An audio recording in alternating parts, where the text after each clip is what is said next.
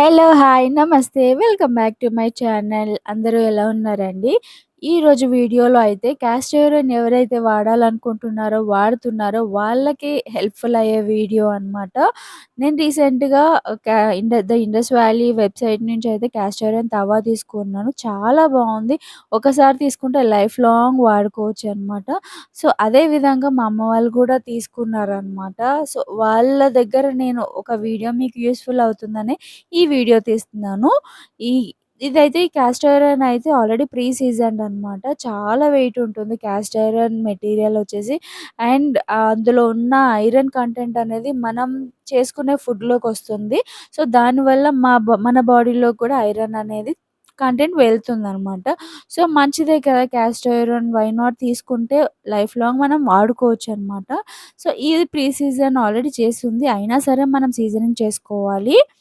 Castor ఐరన్‌ని season చేసేటప్పుడు ఎప్పుడైనా సరే నార్మల్ స్క్రబ్బర్ తోటే వాష్ చేసుకోవాలనమాట. మన ఐరన్ స్క్రబ్బర్ తోటి రఫ్‌గా హ్యాండిల్ చేయకూడదు. ఎందుకనంటే మనం దాని మీద అంత స్క్రబ్బింగ్ చేయాల్సిన అవసరం లేదు కాబట్టి నార్మల్ స్క్రబ్బర్ తోటి ఒక డిష్ వాష్ లిక్విడ్ తోటి నార్మల్‌గా స్క్రబ్ చేసుకోవాలనమాట.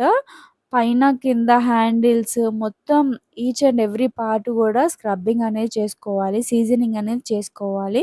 ఆ తర్వాత నీట్‌గా వాష్ చేసేసుకోవాలనమాట.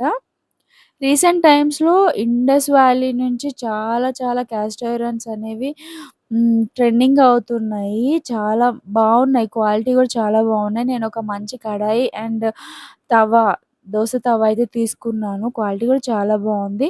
సో, చూసారు గదా! వాష్ చేసిన తర్వాత ఒక టిష్యూతో క్లీన్ చేసేసుకోవాలి. బ్లాక్‌నెస్ అయితే ఉంది. ఇంకా పోలేదనమాట.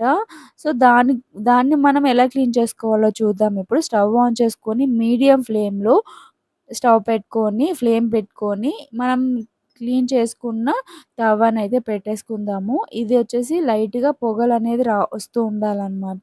అప్పటి వరకు మనం మీడియం ఫ్లేమ్‌లోనే పెట్టుకోవాలి. ఈ కాస్ట్ ఐరన్ వెజిల్స్ అనేది హీట్ అవ్వడానికి కొద్దిగా టైం తీసుకుంటుంది. బట్ తీసుకున్నా కానీ త్వరగా కుక్ అవుతాయన్నమాట.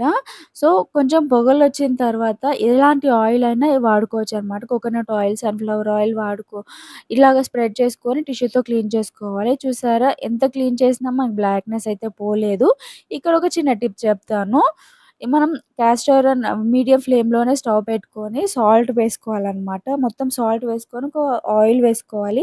ఎలాంటి ఆయిల్ వేసుకున్నా పర్లేదండి. ఆయిల్ వేసుకొని ఒక టిష్యూ తోటి మొత్తం స్ప్రెడ్ చేసుకోవాలి. హ్యాండిల్స్‌కి కానీ ఓవరాల్‌గా పార్ట్స్ మొత్తం కూడా మనం ఇట్లాగా స్క్రబ్ చేసుకోవాలనమాట. ఇలాగ 1 డే లేదా 1 నైట్ మొత్తం పెట్టేసుకొని next day morning normal liquid తోటి స్క్రబ్ చేసుకోవాలనమాట. స్క్రబ్ చేసేసుకొని నీట్‌గా వాష్ చేసుకోవాలి. ఇక్కడ కలర్ అనేది కొద్దిగా ఫేడ్ ఔట్ అవుతుంది. సో, దానివల్ల మనకు బ్లాక్‌నెస్ అనేది పోతుందనమాట నీట్‌గా. ఆ తర్వాత సాఫ్ట్ క్లాత్ తోటి క్లీన్ చేసేసుకోవాలి.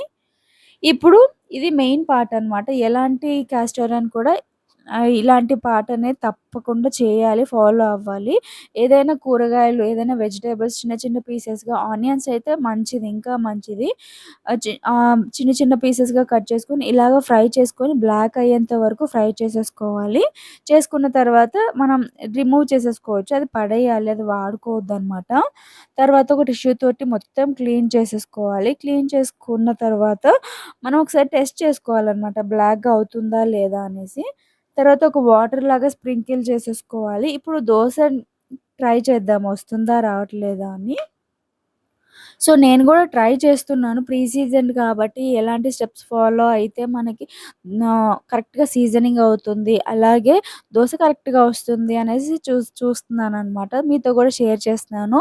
వీడియో నచ్చితే తప్పకుండా లైక్ చేయండి, షేర్ చేయండి, సబ్స్క్రైబ్ చేసుకోండి. మీ కామెంట్ చేయండి. ఇంకా ఏదైనా టిప్స్ ఉంటే కాస్ట్ ఐరన్ క్లీనింగ్‌కి కానీ, సీజనింగ్‌కి కానీ. సో, దోస అయితే పర్ఫెక్ట్‌గా వచ్చింది. ఓవరాల్‌గా 3 స్టెప్స్ అయితే ఫాలో అయ్యానండి. ఈ ప్రీ సీజన్డ్ కాస్ట్ ఐరన్ తవాని క్లీన్ చేయడానికి, సీజనింగ్ చేయడానికి. సో, నేను వై నాట్ ఎందుకు సెకండ్ దోస కూడా ట్రై చేయకూడదు అని చెప్పేసి సెకండ్ దోస కూడా వేసేస్తున్నాననమాట ఇక్కడ. సో, సెకండ్ దోస కూడా పర్ఫెక్ట్‌గా వచ్చింది. మనం ఇది ఈ దోస తవాని క్యాస్టర్ ఐరన్‌ని వాడగా నాన్ స్టిక్ లాగా అవుతుందనమాట. సో, నాన్ స్టిక్‌వి టాక్సిక్ ఫ్రీగా ఉంటుంది కాబట్టి మనం ఇలాంటివి వాడితే చాలా మంచిది. మనం ఒకవేళ నీళ్ళతోటే స్టోర్ చేసుకొని పెట్టుకున్నాం అనుకోండి, ఇలాగా తుప్పు పట్టేస్తుందనమాట.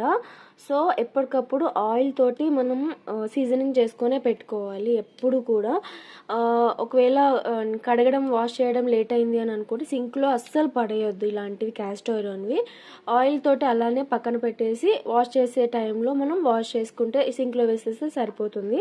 బట్ ఇమ్మీడియేట్‌గా మాత్రం ఇది క్లీన్ చేసేసుకోవాలి. లేదంటే ఇలాగ రస్ట్ పట్టేస్తుందనమాట.